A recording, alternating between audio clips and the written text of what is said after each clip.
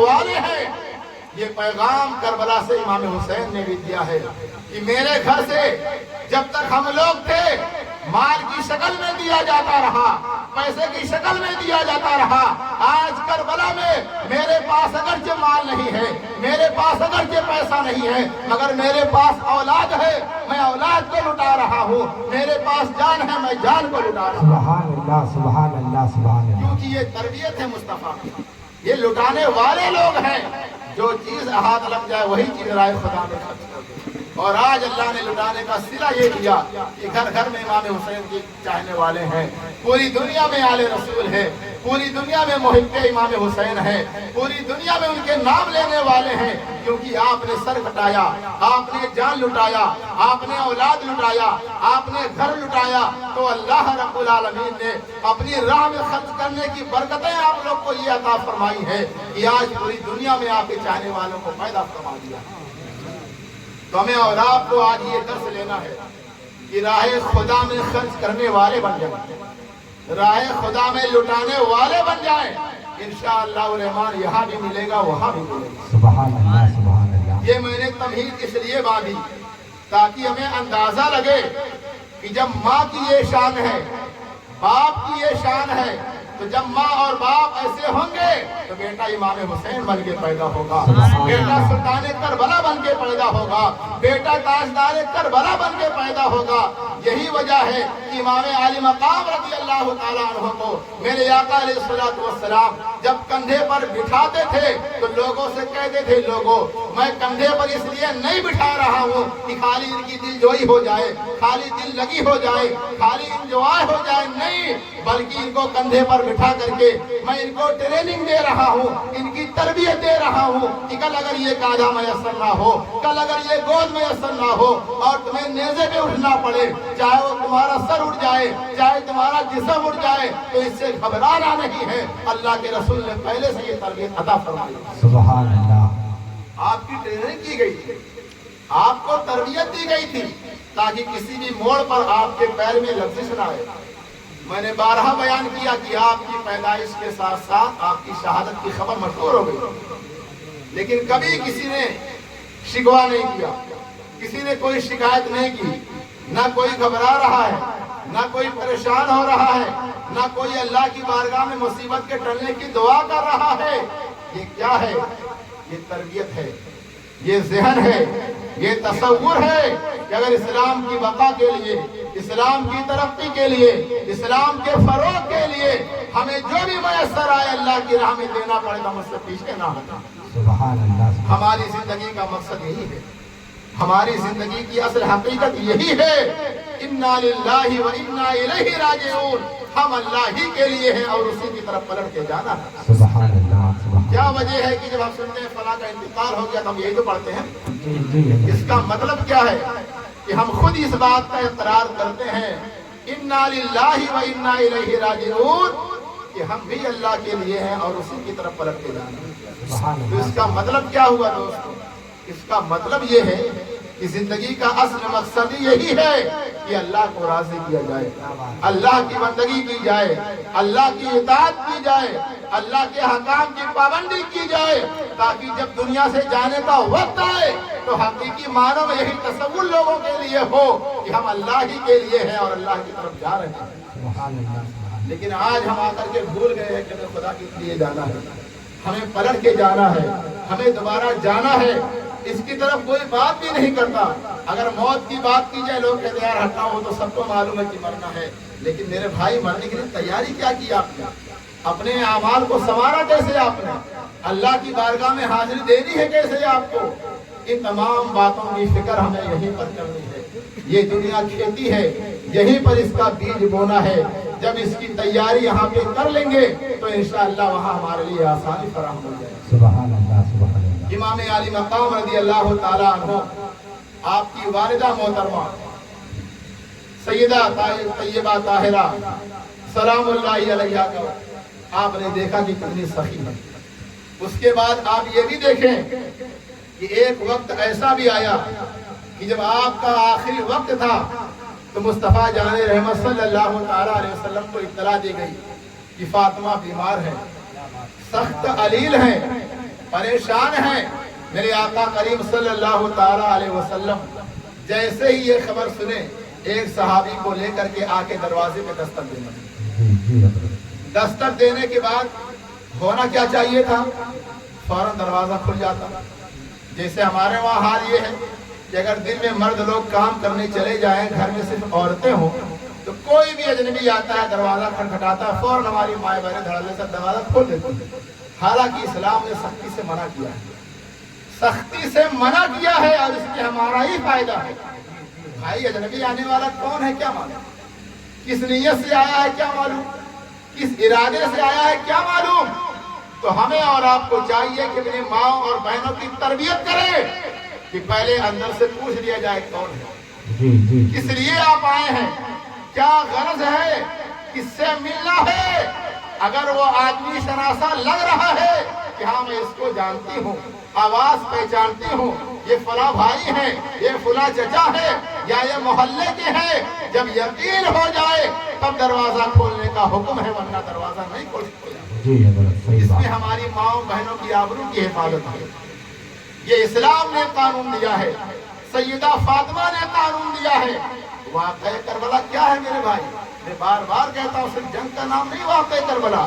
ایک ایک قدم پر ہمارے لیے رہنمائی موجود ہے, ہمارے لیے اصول موجود ہے, زندگی گزارنے کا طریقہ موجود ہے. سیدہ فاطمہ الزہرا سلام اللہ علیہا نے اپنے ابو کی آواز سنی تو خدا کی قسم سب سے پہلے بڑھ کے کھولنا تھا کہ امام الانبیاء آ گئے ہیں, ہمارے بابا جان آ گئے ہیں. لیکن جملہ آپ سنیں, سیدہ فاطمہ چونکہ بیمار تھی, لیٹی ہوئی تھی, وہیں سے آواز لگاتی ہیں, ابو آپ کے ساتھ کوئی اور بھی ہے, آپ کے ساتھ کوئی اور بھی ہے یا آپ اکیلے ہیں. تو مصطفیٰ جان رحمت صلی اللہ علیہ وسلم نے جواب دیا, بیٹی میرے ساتھ میرا ایک صحابی بھی ہے. اب اس کے بعد پھر جواب آیا, ابو بس آپ کی آنے کی اجازت ہے, صحابی کے آنے کی اجازت نہیں ہے, کیونکہ وہ میرے لیے اجنبی ہے, اور اسلام نے اجنبی سے پردہ واجب قرار دیا ہے. اگرچہ وہ صحابی ہو, اگرچہ وہ ولی ہو, اگرچہ وہ بزرگ ہو. اے میرے قوم کے نوجوانوں, جب یہ صحابی کے لیے پردہ ہے, جب یہ ولی کے لیے پردہ ہے, جب یہ اللہ کے نیک لوگوں کے لیے پردہ ہے, تو ہم گنہگاروں کے لیے کیوں نہیں ہونا چاہیے. ہم تو ویسے ہی موقع کی تلاش میں رہتے ہیں, ہمارے ذہن میں تو فطور ہی فطور ہے, گندگی ہی گندگی ہے, تباہی ہی تباہی ہے. ہمیں کیوں نہیں پتا. ہم اپنی ماں کو سکھائیں, اپنی بہنوں کو سکھائیں کہ خدا کے لیے جب تک میں آ نہ جاؤں دروازہ نہیں کھولوں. اگر کوئی آ بھی جائے تو پہلے پوچھ لو کون ہے, کہاں سے آیا ہے, کیوں آئے ہو, کس سے ملنا ہے, کیا کام ہے. لیکن ہمارا حال کیا ہے, فوراً کھول دیا. نہ سر پہ دوپٹہ ہے, نہ لباس ڈھنگ کا ہے, بے پردہ گھر میں بھی ہے, بے پردہ اس کے سامنے بھی ہو گئے. اب اس کی دو ہی وجہ ہے, یا تو ہمیں اسلام کی تعلیمات معلوم نہیں ہے, یا ہمارے اندر فحاشی کوٹ کوٹ کے بھر گئی ہے, یا ہمارے اندر بدتمیزی بھر گئی ہے, یا ہم بھی چاہتے ہیں کہ جو بھی ہوگا دیکھا جائے گا. دنیا انجوائے کا نام ہے, دنیا عیش کا نام ہے, خدا کے لیے پکڑے جاؤ گے, اللہ کی بارگاہ میں کیا منہ دکھاؤ گے. سیدہ فاطمہ کے سامنے کیسی ہمارے مائیں بہنیں کھڑے ہیں. ہمیں ہوش کے ناخن لینا, دنیا میں نہیں رہنا میرے بھائی. اگر دنیا میں رہنا ہوتا تو ہمارے دادا کیوں چلے گئے, ان کے ابا کیوں چلے گئے, ان کے ابا کیوں چلے گئے. دنیا کس کو پیاری نہیں ہے, دنیا کی چکا چوند کس کو اچھی نہیں لگتی, دنیا کا عیش کس کو نہیں بھاتا. لیکن اگر آپ نہیں جاؤ گے تب بھی جانا پڑے گا, نہیں جاؤ گے تو کیا بچ جاؤ گے, تب بھی جانا پڑے گا. کھینچ کے لے جائیں گے لوگ, کھینچ کے. یہی گھر والے ایسا پھینک کے آئیں گے, دوبارہ دیکھنے نہیں جائیں گے قبرستان کیا ہو رہا کیا نہیں ہو رہا. میرا کہنے کا مطلب یہ ہے کہ خاندان اہل بیت سے جو قیمتی قیمتی پھول ہماری رہنمائی کے لیے موجود ہے, ہمیں اور آپ کو چاہیے کہ اس کو سنے بھی اور اس پر عمل بھی کریں, تاکہ ہماری دنیا بھی رنگین ہو, ہماری دنیا بھی پھول ہو, ہماری آخرت بھی پھول ہو. سید کائنات نے کہا, ابو جان صرف آپ کو آنے کی اجازت ہے, آپ کے صحابی کو اجازت نہیں. اب اس کے بعد آپ کے ابو آئے. جب آپ کے والد محترم آئے, آقا دو جہاں سرور کائنات صلی اللہ تعالی علیہ وسلم کی جلوہ گری ہوئی, تو خاتون جنت رضی اللہ تعالی عنہا اٹھ کے بیٹھے.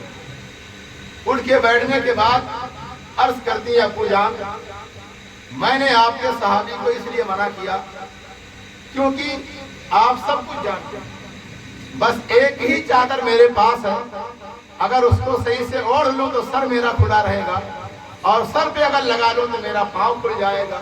اور چونکہ آپ والد ہیں تو والد کے سامنے اتنا مسئلہ نہیں ہے، اتنا سخت پردے کا حکم نہیں ہے، لیکن صحابی غیر اور اجنبی ہے، اجنبی کے لیے پردے کا سخت حکم ہے، اسی لیے میں نے ان کو منع کیا۔ اب آپ اندازہ بھی لگائیں کہ اتنی غربت کا عالم، اتنی تنگ دستی کا عالم کہ اگر سر پہ دوپٹہ لگایا جائے تو پیر کھلتا ہے، اور اگر پورے بدن کو چھپایا جائے تو سر کے بال ننگے ہوتے ہیں، مگر واہ غربت تیری غربتی کو سلام کہ ایسے معاملے میں بھی آپ اللہ کے حکم کو بھول نہیں رہے ہیں، پردے کو بھول نہیں رہے ہیں، خدا کی فرمانی ہر حال میں لازم ہے، خدا کی اطاعت ہر حال میں لازم ہے۔ یہ سید کائنات نے ہم کو درس عطا فرمایا۔ اس کا غریبی سے کوئی کنیکشن نہیں ہے، امیری سے کوئی واسطہ نہیں ہے کہ ہم تو امیر ہیں ہم ایسا کیوں کریں، ہم تو غریب ہیں ہم ایسا کیوں کریں، نہیں، ہر ایک کے لیے خدا کا قانون برابر ہے۔ آج لوگ یہ شکایت کرتے ہیں ہم راہ خدا میں کیا خرچ کریں، ہم تو مالدار نہیں ہیں، ہم تو صاحب مال و دولت نہیں ہیں۔ ارے میرے بھائی، کیا 1 روپیہ بھی آپ کی جیب میں نہیں ہے؟ 1 روپیہ بھی آپ کی جیب میں نہیں ہے؟ آپ کے گھر میں 1 کیلا بھی نہیں ہے؟ آپ کے گھر میں 1 بسکٹ بھی نہیں ہے؟ کس نے آپ کو کہہ دیا کہ صرف روپیہ دیا جاتا ہے؟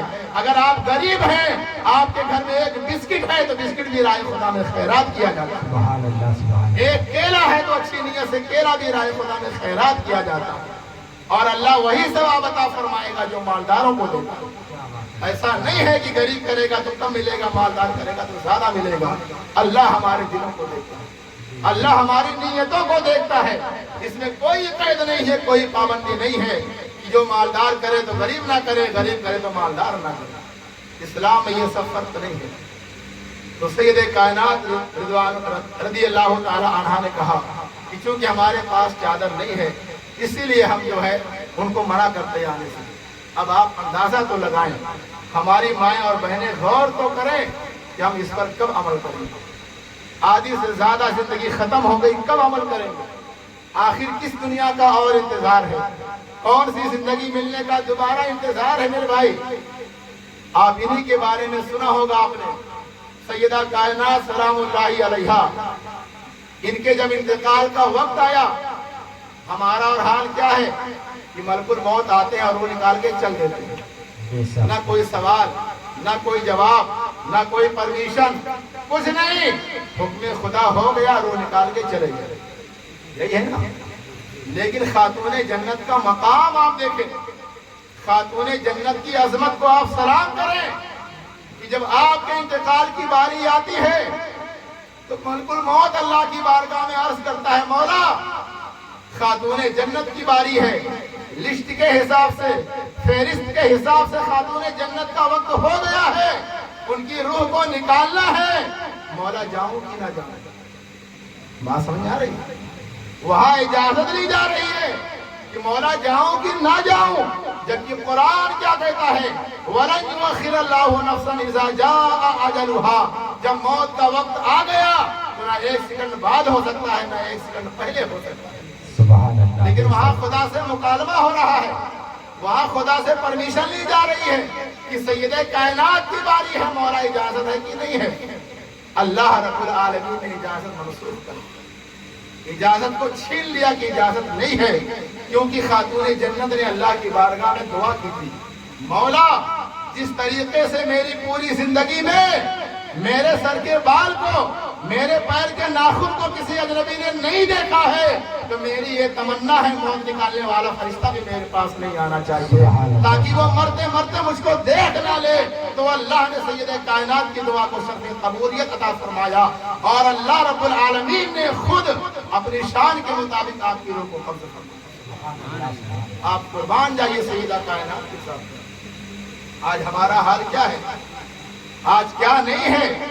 سب کچھ ہے، مگر اس کے بعد بھی بے پردہ ہے، اس کے بعد بھی بدن کی نمائش ہو رہی ہے۔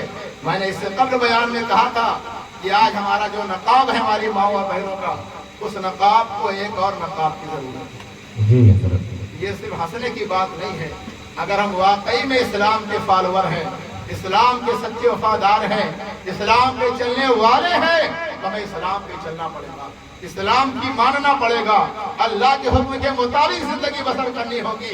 اگر ہم حسین کے ماننے والے ہیں، ان کے گھر والوں سے پیار کرنے والے ہیں، تو آخر ان کی بات کو ہم کیوں نہیں مانتے؟